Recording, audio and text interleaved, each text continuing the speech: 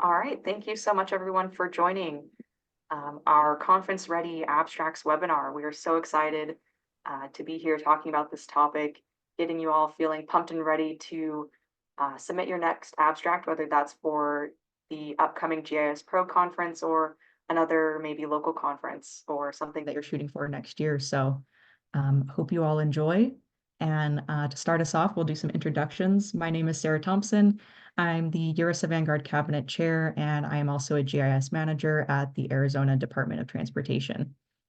And I will pass it to Jordan to introduce himself. Hi, I'm Jordan Carmona. Please ignore the voice. I'm getting over an illness. I am a senior geospatial development engineer for a regional omni-channel retailer. And I am also the Vanguard Cabinet Conference Subcommittee Chair. Julie? Hi, everyone. My name is Julie. I'm a URISA Vanguard Cabinet first year, and I'm also a technical advisor at Southern California Gas Company.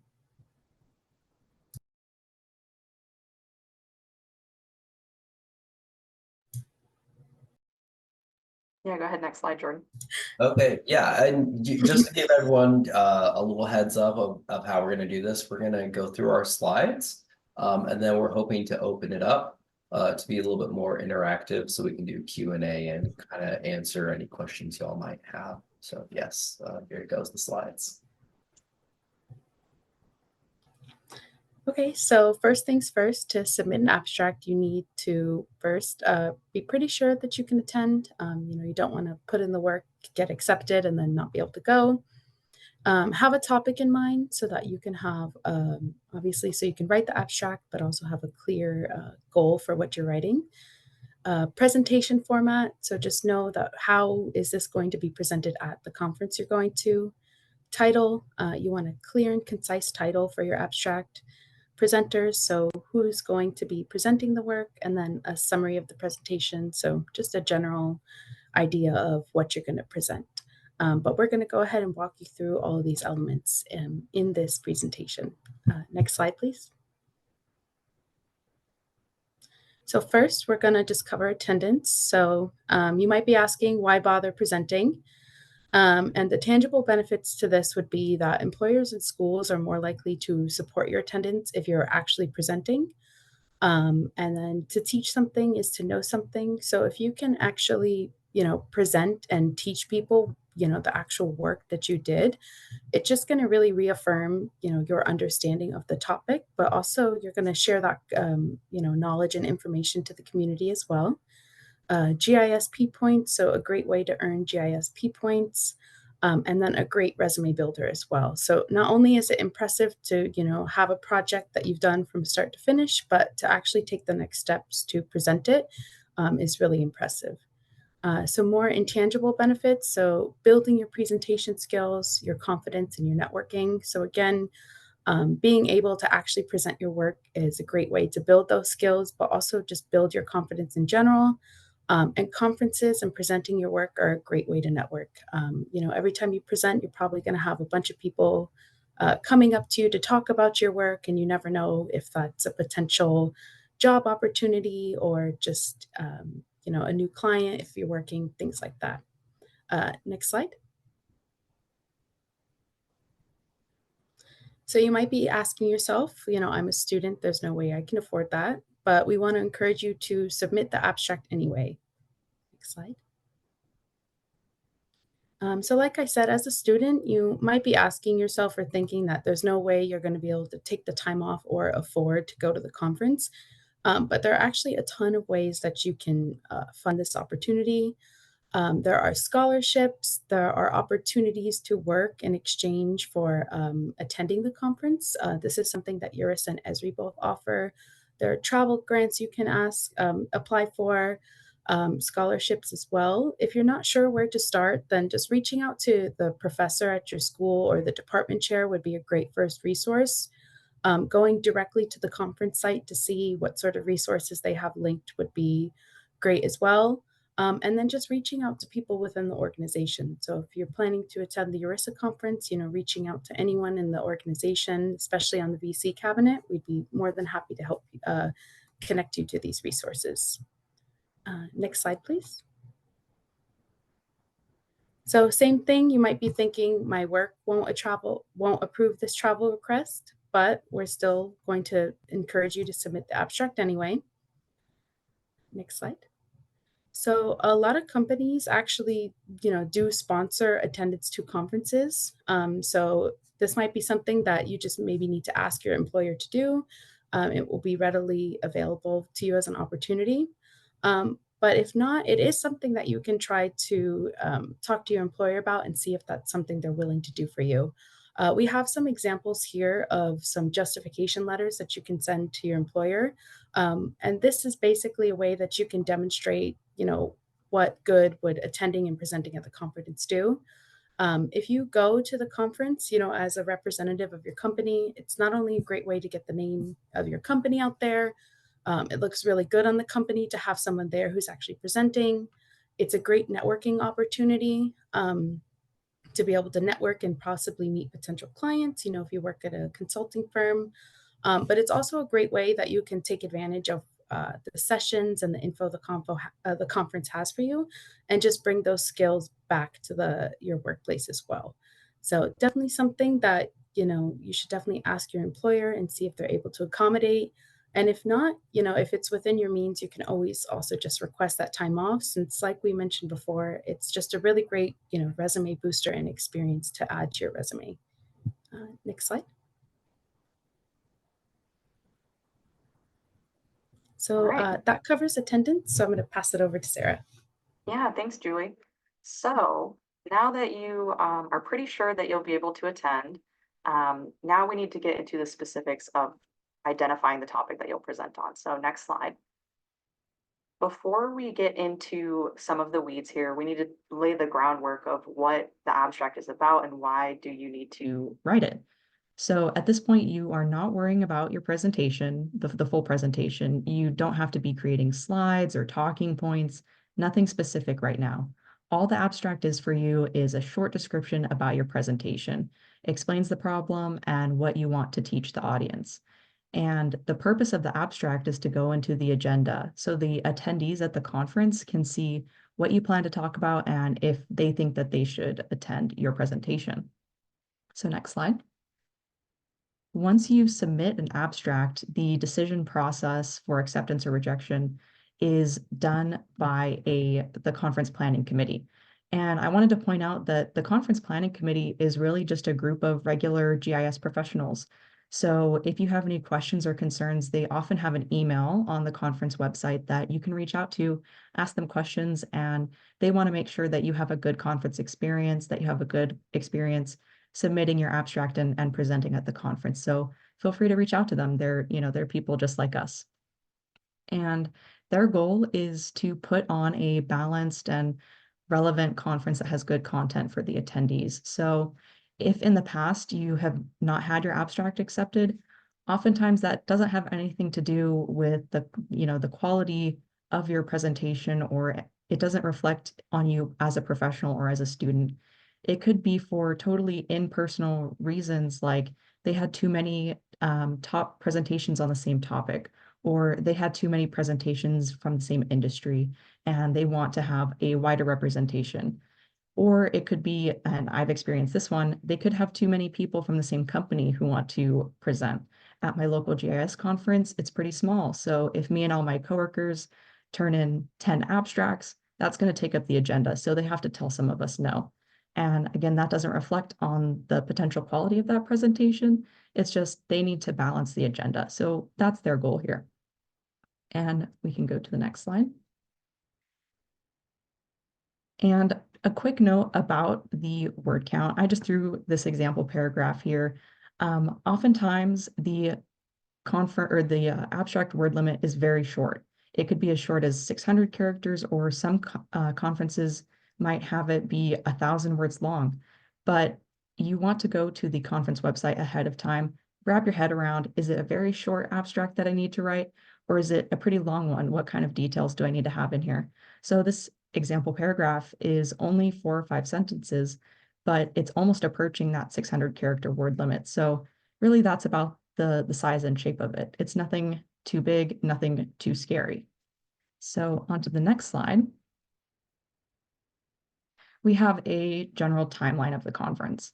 So if you were interested in submitting an abstract, but maybe you missed the submission deadline, it's totally okay. It will come around again next year, or often there should be another conference that's happening this year that you could submit your abstract for. So 12 months before the conference, they will announce the dates, and then you do have to do a lot of waiting. Between 3 and 6 months after the date is announced, they will open the call for the abstracts. From there, you will have about 2 to 4 months to prepare your abstract. So that's plenty of time to go through this brainstorming and refining that we'll talk about later. Once you turn it in, they review the abstracts for about 4 months. And during that time, that's when the registration will open. You can make your travel plans, and then they will send out the abstract decisions. And usually that's just through an automated email. They will either give you an acceptance, a rejection, or sometimes they can put you on a presentation wait list. So if another presenter had to drop out, they can contact you and your presentation will fill that spot, and then you will end up being able to present. In the event that you weren't able to get approval to attend the conference, or your travel plans fell through, try again next year, try again at a different conference. The abstract that you write can be reused and submitted to other conferences if you weren't able to present it. And then hopefully, once you get your abstract acceptance, in 2 to 4 months, you'll be attending the conference and the cycle starts all over again. So next slide. Well, now you need to write your abstract. So your mind might be going completely blank. You're seeing math equations flying in front of your eyes. Next step, or next slide, please. I think it's best to just first start with you. What are you studying, and or what do you do at work? It doesn't have to be super detailed, a few words. What is your degree in? What do you do day to day? And then you can ask, what is your passion? So maybe you're in school, but you're not sure what you want your job to be, or you're at work, but maybe you don't feel too passionate or excited about what you're working on.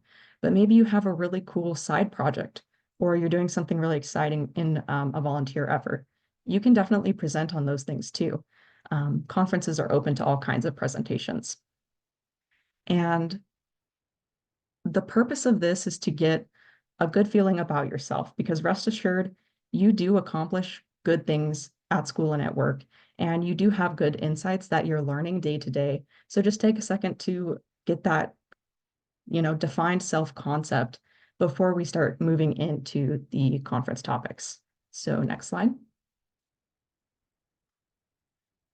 The next place to go is to look at the conference website. This is an example from the URISA website, and at first glance, we've got 10 to 12 topics here. That's kind of overwhelming, and your mind is starting to go in all different directions. But the step here is to start eliminating topics that are relevant, or eliminating topics that are not relevant to you, or only keep the topics that are exciting to you. So Jordan, you'll kind of have to spam the forward slide button here. But if we walk through an example, yeah, just keep clicking the forward button until we get the green boxes. So for me, I look at this list, it's perfect. I look at this list and I see, okay, I'm a GIS manager, so we can keep that first topic. The next 3 topics, developing as a developer, or climate change, or equity, I don't really work in those areas, so I want to take that off the list. Government and land management, that one's pretty good. I work in state government, so I should probably have some ideas there. Spatial analysis is pretty broad, and I should have some project ideas for that. Looking at machine learning and open source GIS, again, I just don't do that in my work, so probably not a good idea for me to brainstorm on. And for example, geospatial career pathways, as part of the Vanguard Cabinet, we do a lot of talking about professional development, so I should probably have some good ideas there. So that's just an example of how quickly you can narrow down this list into something that's much more consumable, and it's much easier to move to this more specific brainstorming step. So Jordan, next slide. All right. So now that you have your topics a little bit more narrowed down, under each of these topics, you can start writing down projects that you've worked on. And the really important thing again here is any idea is a good idea. If you think that the project was too simple or, oh, everyone knows this, you should write down that project anyway, because everyone is in a different stage of learning. Every company is at a different stage of implementing GIS, for example. So rest assured that that project that you might think is way too simple, you could probably have a room full of people who are just interested to learn more in that. So for each project, and it can be in the past year, it doesn't have to be yesterday that you started working on it. You can also write down projects that you worked on alone or as a team. And if it was a team effort, this is a great spot to get some co-presenters. In the case that it was a team effort, but they can't come and present with you, just give them a shout out in the presentation. Feel free to present, on that topic on their behalf. And of course, the project can be completed or in progress. It doesn't need to be a finished effort and a retrospective. It can be something that's currently underway. So now that you have some specific project ideas, for each of those projects, start getting even deeper into the details. Again, just a few words, a few bullet points here is all that's really needed. But start with what was the problem, or what solution did you need to get to? Or if it was a school project, what was the assignment, the initial task that you were given? Then you can start describing what steps you took to solve or accomplish that assignment. What tools did you use? How did you get from point A to point B? And then finally, you should have an outcome. What did you learn? What went well? Maybe what didn't go well? And if it's something that's in progress, what are your next steps? So an in-progress project can be just as valuable. Maybe someone else is in the middle of that problem as well, and they can see where your next steps are, and they can apply that to themselves. So at this point, you would have a really robust list of project ideas. You would have some general framework that you can use to start writing the abstract on. And from there, you can start ranking them and see, oh, I'm really excited about this project, or I'm not feeling too hot about this one. This one doesn't seem like it could be a project. So rank them, and that top one or two idea, that's what you want to take and move into this next step of developing the abstract. So we can move to the next slide. And with that, Jordan, you will take over. Okay, great. So now we get to talk about format. Format's a fun thing. We have, fun memes. So now that you have your topic, you're going to want to decide how you would like to present it. Generally, these are the three main formats. Maybe the secret menu fourth item would be if your conference has a map or app competition rolled into it. You can do an abstract submission with a map, poster presentation. Anyway. So these are the main three, and each of these formats is fairly unique in terms of structure and what you might do to prepare for it. By far, the bread and butter is the individual presentation. It's kind of a sweet spot, as we've all had to do presentations for school that largely mimic this format. And while we call it an individual presentation, this can definitely be presented with more than one person. Often I see a vendor co-present with a client on some sort of solution that they have implemented together. There is also scientific research on audience members zoning out after approximately 10 minutes. So there does have to be a bit of work on staying engaging or breaking the presentation up into separate bite-sized parts.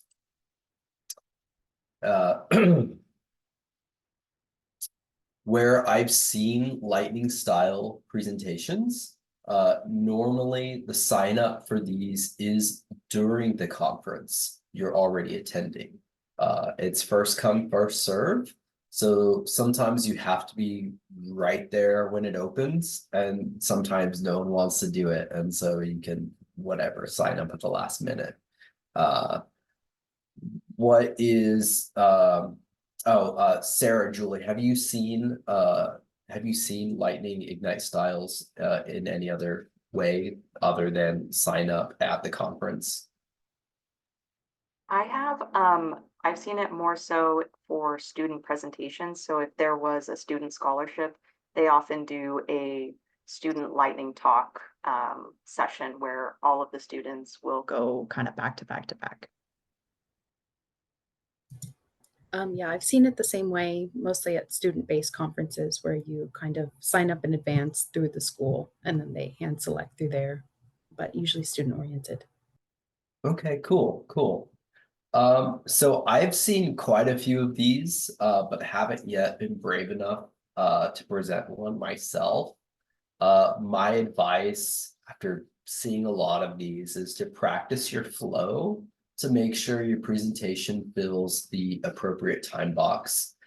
Because you're either going to go way too fast and not hit your mark, or you're going to go way too slow and then, they rope you off stage or whatever. And then personally, I love panels. I think they're really fun because you get to hear other people's perspectives and play off each other's answers. It makes it a little less anxiety inducing because if you don't happen to be familiar with the topic, chances are one of your fellow panelists are and can step in to answer. I've seen these bog down a bit when the audience doesn't ask enough questions.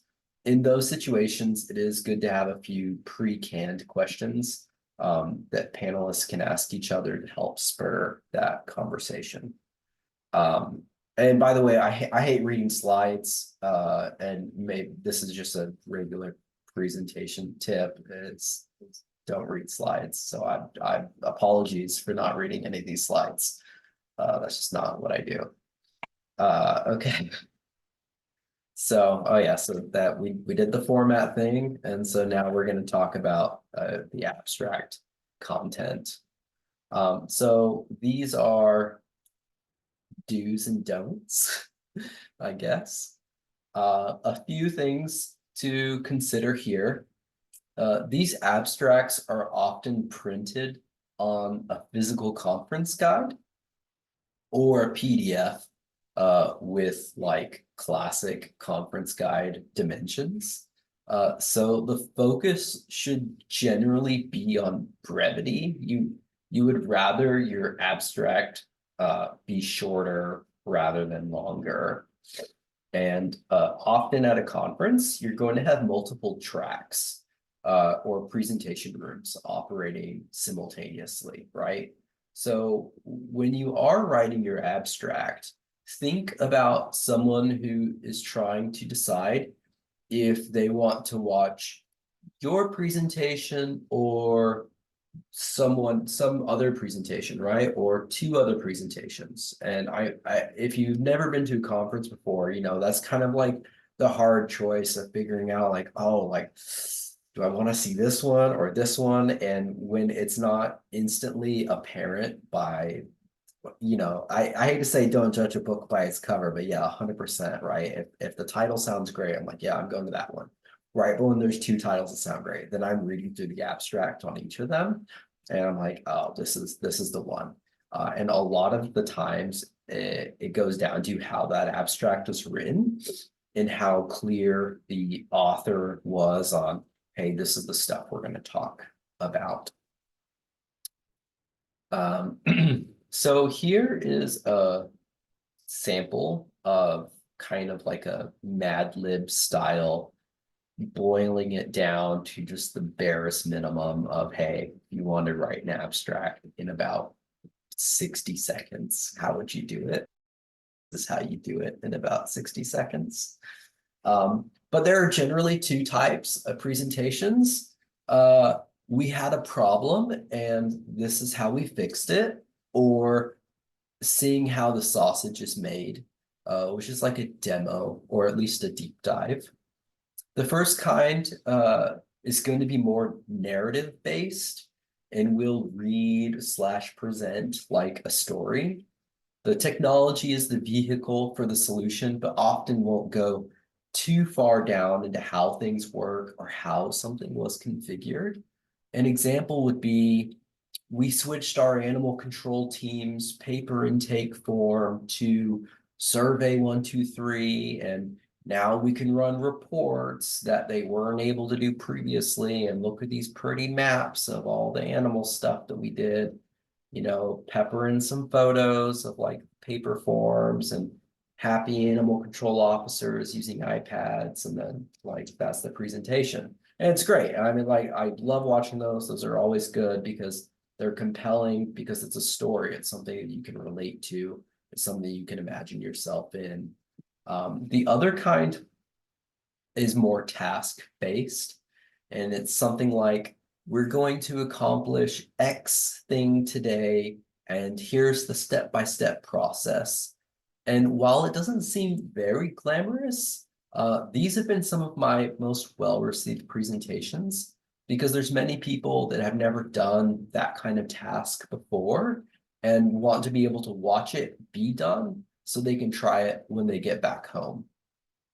And that is generally it for abstract content. These are some resources that we have available. Sarah, did you want to talk about these? Yeah, for sure. So what I did in preparation for this is I just started Googling student scholarships for GIS conferences, and I was able to get together this pretty big list already, and I'm sure there's plenty more. Each state typically has The Geographic Information Council or Geographic Information Office that might do some form of scholarship to get students and recent graduates to attend these conferences. So if you have a conference in mind that you want to attend, make sure you're checking their website and go to their opportunities page, or they might have a scholarships page. So I wanted to give a shout out here to some of the open opportunities. One being the Esri Student Assistantship, that's of course in California. I was able to find a European opportunity. A lot of these are US based, but there could be tons of other opportunities in Europe and other areas as well. So we can grab some of these links and put them into the chat, but the tip here is mainly Google your region, your state, or even your country, and put GIS student scholarships, and something should come up. And then beyond this, go to your university's website and look for travel grant opportunities, and they'll have their own sort of deadlines and requirements that you want to focus on there. Yeah. And probably the biggest thing I should say about GIS Pro opportunities are coming soon. We will be posting links on our social media. So that will be in Portland, Maine in October, and keep an eye out on our website for those opportunities. Yeah, I just wanted to have a quick shout out. A lot of conferences are funny in that you pay money to go to them, but they're not making enough money to, you know, hire people to do stuff. And so they really rely on volunteer staffing. So if you have a local conference or a regional conference in your area, definitely reach out to the hosting organization and ask if they provide any sort of volunteer opportunities for students. You know, definitely for GIS Pro, if you're in the Maine area, we do have student volunteers that get free registration to the conference in exchange for working a few shifts, you know, for checking people in or working as room monitors, that kind of stuff. And that about does it for the main content of our abstract things. We have after this a few examples of abstracts that we have submitted and have been accepted. which we can definitely go over just to give you guys some kind of flavor. But definitely we want to hear from you and open this up into more of a conversation format. And we'd love to just field any questions you have. And if there's something we didn't cover as well as you would have liked, well, let's rap about it, because that's why we're here. We want to kind of dispel the mystery of submitting to conferences, because really not too hard. And there was one question in the Q&A asking what presentation topics we've personally presented on. And that could lend itself to going through some of these examples. We could talk through, what was the topic? Maybe if you remember how you came up with the idea, we can go through that. And if people in the audience have a question, feel free to put it into that Q&A section and we will take them in order. Okay, Sarah, I changed your abstracts first because they just Oh, sound no. more professional than mine. And so I thought that would be a good way to start. Sure thing. And, I think that's just a funny, we are always more critical of our own work than we are of other people. So I was reading Jordan's abstracts and thinking, wow, his are so technical. What great abstracts, and mine are just, not as good. So, yeah, don't overthink the abstracts. It's really, like Jordan was going over, you could write them in 3 minutes if you needed to. So this is an example of a topic that I presented on back in August. And the topic is GIS for predictive safety analysis. So it's all about what roadway characteristics you need for safety analysis. So going back to how I came up with this topic, I was thinking, okay, what was something I worked on recently? Well, what helps me is I go back through my calendar and see what meetings I had with people.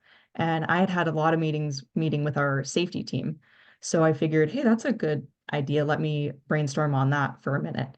And this is an example of a kind of a lengthy abstract. I would say this is on the longer end than it is on the shorter end. So we had some room to give some extra detail. So we decided to build it up a little bit more than probably it needed to be. So if you just, read through this, I won't read it to you. Basically, it's just talking about how did we collaborate? What were our goals? What were our requirements?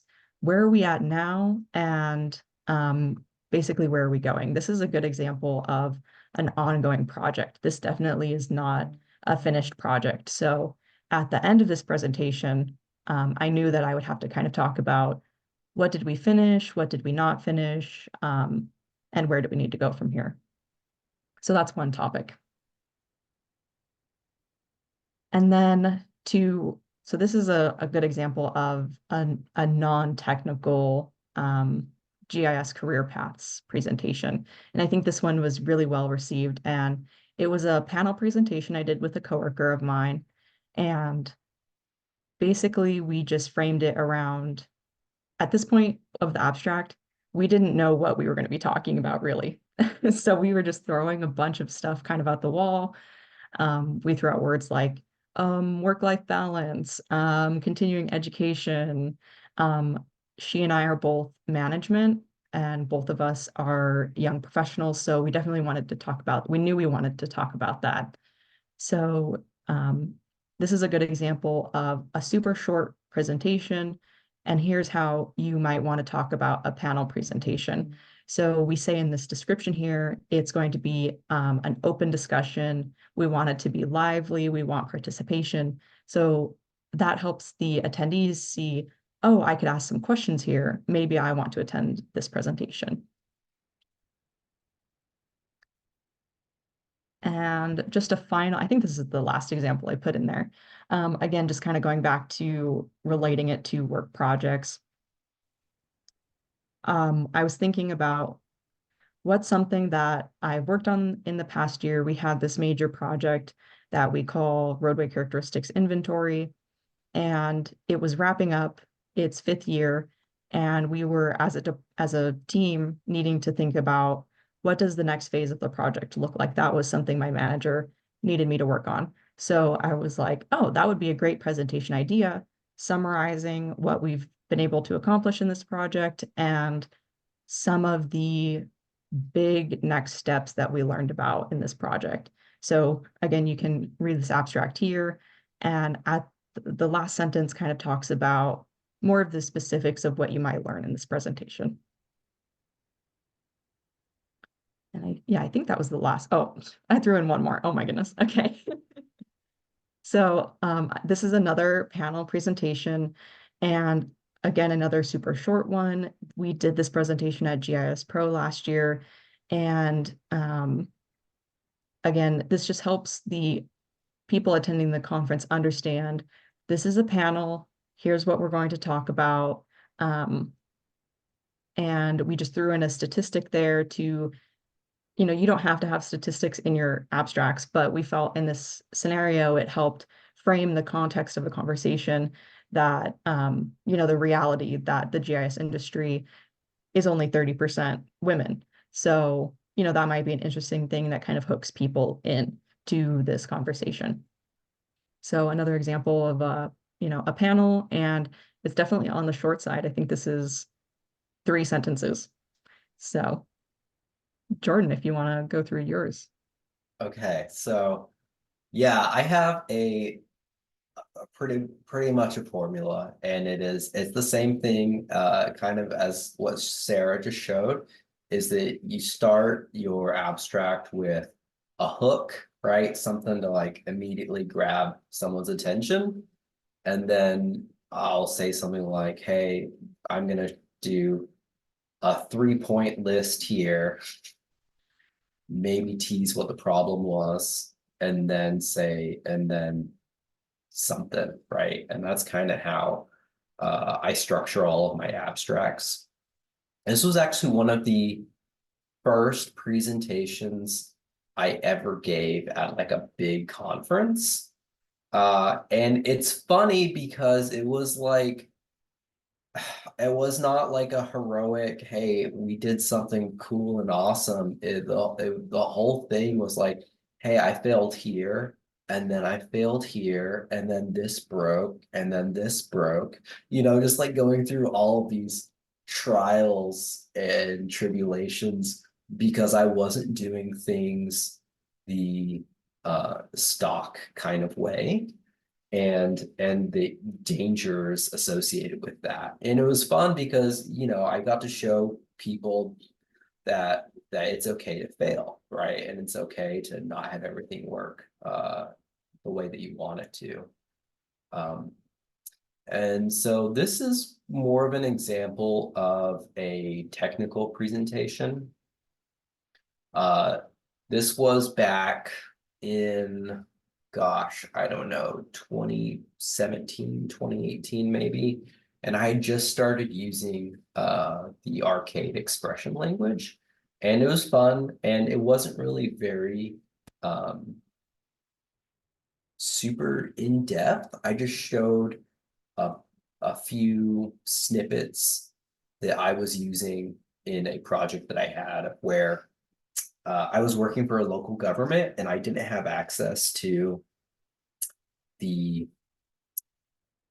I didn't have permission to edit our schema in the enterprise geodatabase. So I couldn't like make changes, and that's fine. I didn't need to do that. And so I was using Arcade to kind of change stuff on the fly through our portal deployment for these web maps. And I just thought it was cool. I was like, oh, this is cool. And so I was able to do a presentation on, hey, these are the little snippets of code that I used to make things work, right? And then I structured it under this whole banner of, an arcade is whatever place you go to play video games, and this is how you play with arcade. And so a little play on words, a little punny. Generally, that's right up my alley, is can I make everyone laugh the whole time while I'm presenting? Again, this is back for my local government days.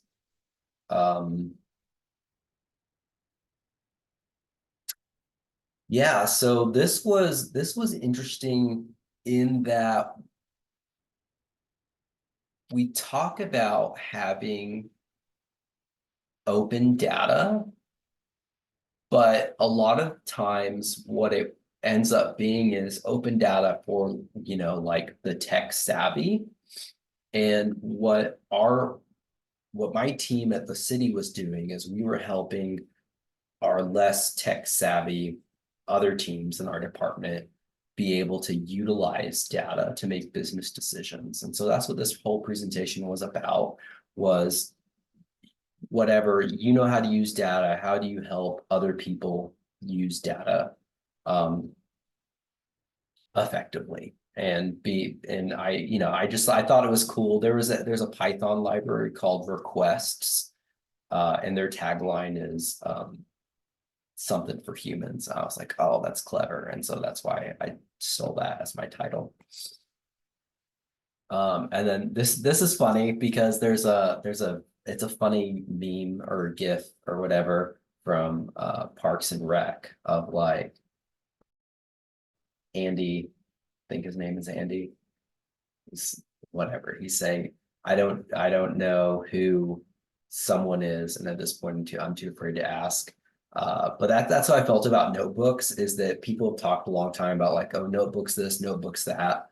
But in my conversations with other GIS professionals, I'd ask them, hey, blah, blah, ArcGIS notebooks. And they're like blank of like, oh, I've seen it, but I've never used it. And that's generally always the answer I got.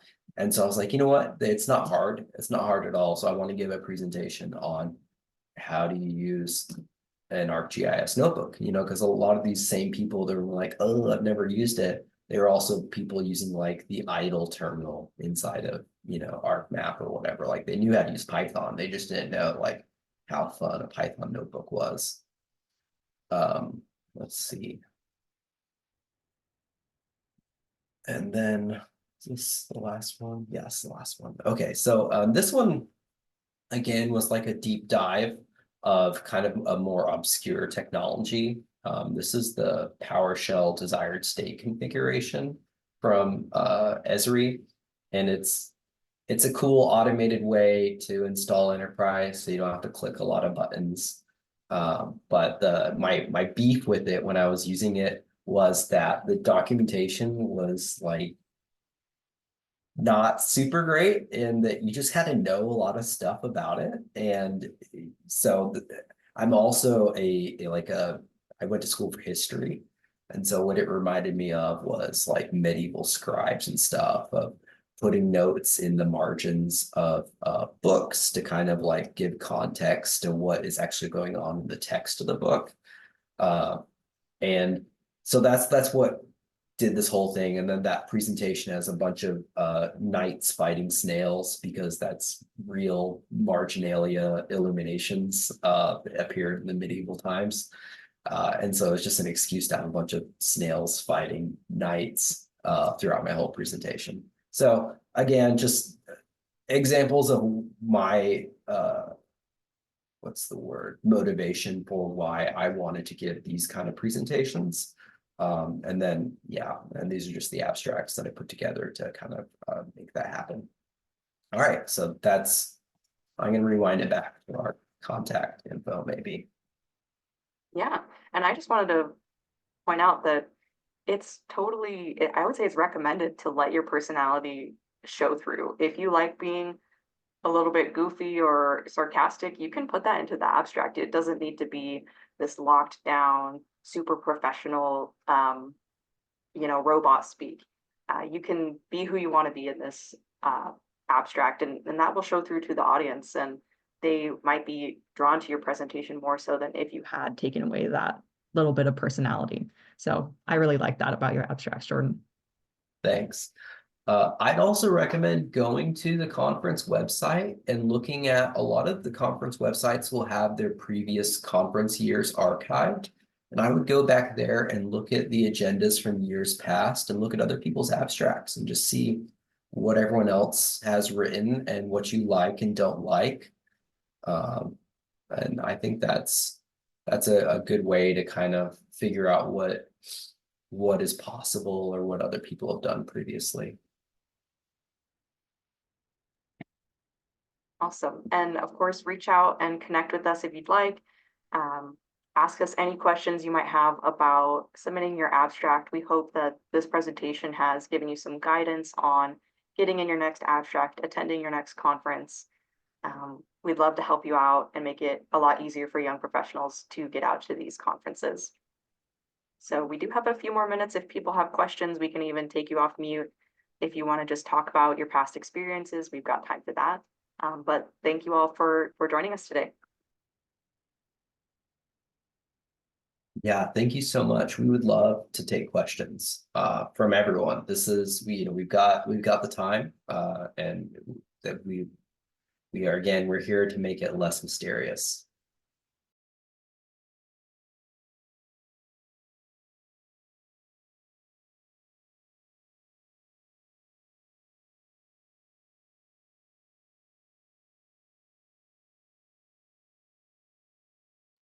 Okay, we've got a question.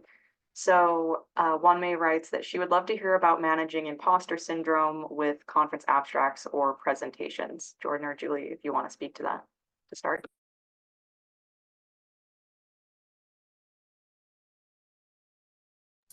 Sorry, I was stuck on mute.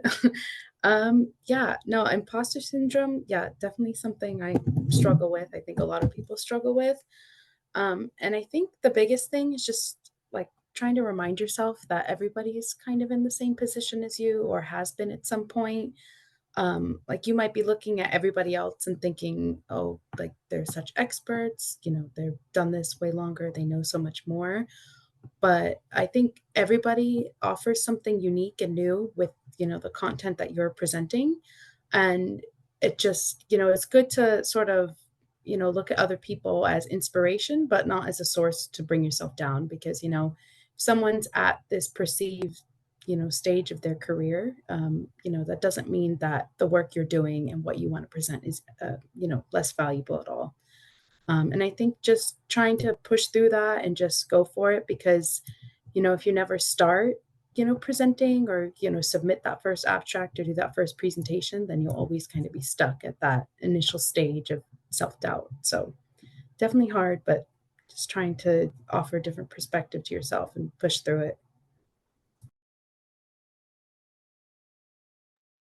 Yeah, one thing I would like to add to that is that there's such a spectrum of maturity in terms of where someone's GIS organization is at, right? So what might be old hat to you, like let's say you can stand up a survey 1, 2, 3, right? That may be like super cutting edge to someone else, right? So I would say that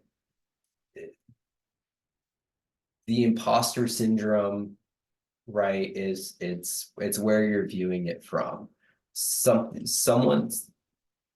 that you have to say will be valuable to someone in the audience, right? And you just have to accept that, right? If there was not perceived value in it, they would not have accepted your abstract. Yeah, and a final comment on that. I think that goes perfectly off of what Jordan just said is don't exclude yourself from this opportunity. Throw in the abstract anyway. Try as hard as you can to make that opportunity happen and let them decide if they think it's, not detailed enough or not, not relevant to the conference. Don't give yourself the no before someone else tells you no. So we do have another question here about lightning talks. Do we have any lessons learned or past failures that we can improve on for next time? And I could start, I personally never given a lightning talk, but I could imagine that the hardest part is practice, practice, practice. Make sure that you're able to transition between you probably only have a couple of slides. So just practice and I like to record myself and make sure that you're hitting all the points that you want to hit.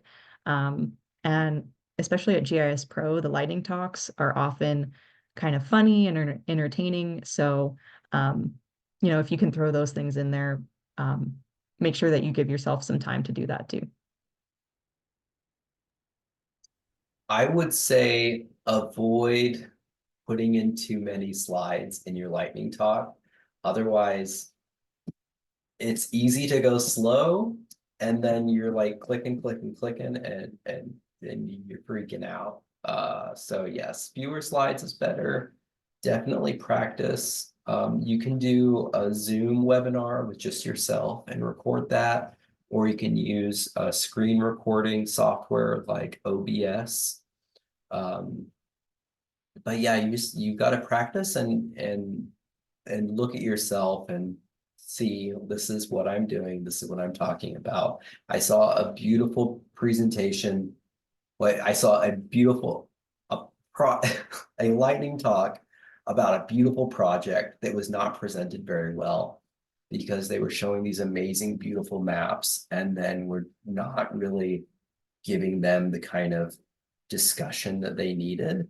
And so it just kind of dragged, and it was sad to see. And so I guess how could that have been improved is, again, just timing yourself and watching it and seeing like, hey, is this how I want it to flow or not?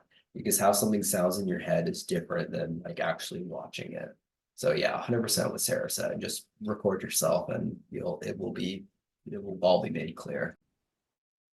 Oh, another tip I thought of was you can set up the slides to auto advance. So if you know you only have time for, you have 5 slides, so you only have a minute per slide, set it to change to the next slide after 1 minute as you're practicing, and that will help you figure out, oh, I need to get to the next topic right now. And there was a comment in the chat that Women in GIS has lightning talks every month. So that is a great opportunity. I would say low stakes in the sense that it's happening every month. It's a smaller community. You can sign up and do a lightning talk on. I believe they have themes for each month. So keep an eye out for that, and definitely put in an abstract, or I guess one may, if you want to add in the chat, do you have to submit an abstract for this, or is it more so you just kind of throw your name in the hat? Okay, you just sign up, so perfect. Good for practicing lightning talks. But yeah, definitely check that out if you are interested in doing some practice lightning talks there.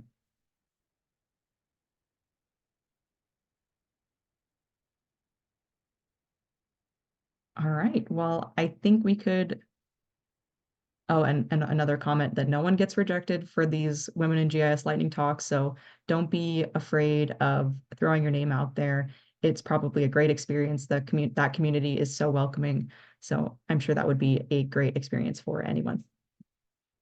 So on our end, Wendy was saying, have we talked a little bit more about like how you might submit as a panel, right? So my experience is mostly local government. I work in the private sector now. But if you were part of a larger shop, right, you guys could do like a shop-based panel of like, hey, what's it like working with the different departments in the city? Or let's say you manage your GIS organization all by yourself, or you're a shop of 2. Maybe you have a friend in a neighboring city that also manages a shop of 1 or a shop of 2. You guys could put a panel together of, call it one-man band, and talk about like the fun and sorrow and craziness of running a GIS shop by yourself, right? And that would be a hilarious panel, and that's something I would go to, right? So it doesn't have to be technical by any means, right? It's interesting because of the content that it is. You're just managing an organization, right? But it's this very specific lens into it, right? Or let's say that you work in the utility space of water and sewer, right? Maybe other water and sewer GIS people, and you have a panel of, what's I've been playing a lot of Where's My Water? So there's gonna be like a swampy joke in here, something about a GIS panel for utilities. But anyway, so those are some examples of what you could do that you don't have to be some crazy knowledgeable person into whatever. What's interesting about your work is the context in which, and I think everyone is interested in that more so than you might imagine. Another experience I've had with setting up panels or participating in panels is the topic is basically a common requirement or a common report that we have to complete. So the discussion was all about how do we gather local roadway data and submit that into the Federal Highway Administration. So talking about experiences and teamwork and connecting across multiple agencies was what we were all able to lend our own perspectives to. So that's another way you can conceptualize, oh, well, I want to try a panel, but how do I come up with a topic? Reach out to your network and see what are those common industries or common requirements that you're all dealing with, and talking about those experiences creates a really great panel. And I think we can wrap it up if there's no final questions with just another reminder, there's one more month to get in your abstract to GIS Pro in 2024. So Wendy popped the link in the chat there.